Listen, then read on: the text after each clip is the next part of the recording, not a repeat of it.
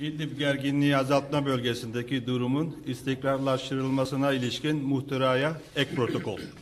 Türkiye Cumhuriyeti ve Rusya Federasyonu, Suriye Arap Cumhuriyeti'ndeki ateşkes rejiminin uygulanmasının garantörleri olarak, Suriye Arap Cumhuriyeti'nde gerginliği azaltma bölgeleri oluşturulmasına ilişkin 4 Mayıs 2017 tarihli muhtıra ve İdlib gerginliği azaltma bölgesindeki durumun istikrarlaştırılmasına ilişkin 17 Eylül 2018 tarihli muhtırayı hatırda tutarak, Suriye Arap Cumhuriyeti'nin egemenliğine, bağımsızlığına, birliğine ve toprak bütünlüğüne olan kuvvetli taahhütlerini yineleyerek, terörizmin tüm tezahürleriyle mücadeleyle Birleşmiş Milletler Güvenlik Konseyi tarafından terörist olarak tanımlanan tüm grupların ortadan kaldırılması yönündeki kararlılıklarını yinelerken, sivillerin ve sivil altyapının hedef alınmasının hiçbir şekilde mazur görülmeyeceğini kabul ederek, Suriye İtilafı'nın askeri çözümünün olamayacağının ve İtilafın yalnızca Suriyelilerin öncülüğünde ve sahipliğinde,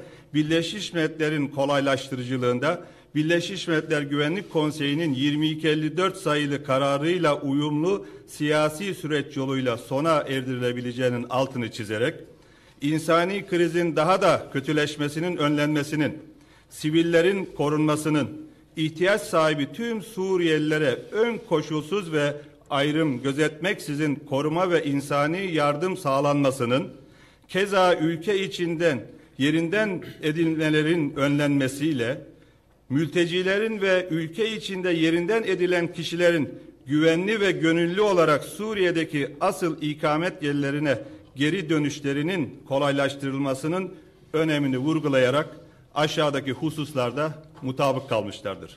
1.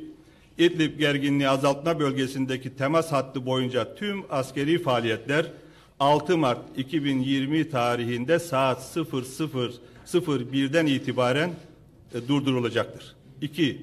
M4 karayolunun kuzeyinde 6 kilometre ve güneyinde 6 kilometre derinliğinde bir güvenli koridor tesis edilecektir. Güvenli koridorun işleyişine dair ayrıntılı esas ve usuller Türkiye Cumhuriyeti ve Rusya Federasyonu Savunma Bakanlıkları arasında 7 gün içinde kararlaştırılacaktır. 3. Türk-Rus ortak devriyeleri 15 Mart 2020 tarihinde M4 karayolunun Turumba'dan Aynel Havra'ya kadar olan kesimi boyunca başlatılacaktır. Bu protokol imzalandığı anda yürürlüğe girer.